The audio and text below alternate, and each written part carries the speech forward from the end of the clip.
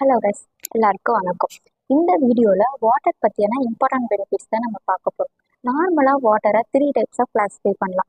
Hot water, cold water and warm water. First cold water.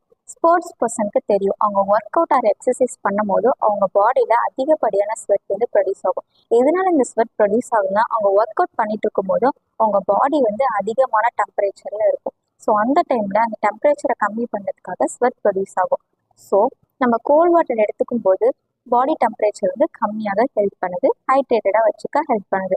Second one, fever condition. நார்மலாக fever அப்போ நம்ம என்ன பண்ணுவோம், ஹாட் வாட்டர் எடுத்துப்போம். ஸோ அந்த டைமில் நம்ம பாடி ரொம்ப டீஹைட்ரேட்டடாக இருக்கும். ஸோ கோல்ட் வாட்டர் எடுத்துக்கும் போது நம்ம பாடி ஹைட்ரேட்டடாக மட்டும் இல்லாமல் நம்ம டெம்பரேச்சரை குறைக்க ஹெல்ப் பண்ணுது. Second one, hot water. Hot water மெயினாக நம்ம டைஜஷனுக்கு ரொம்ப ஹெல்ப் பண்ணுது. அதே மாதிரி warm and hot water indigestion, piles, constipation இதெல்லாம் வராமல் ப்ரிவென்ட் பண்ணுது. So take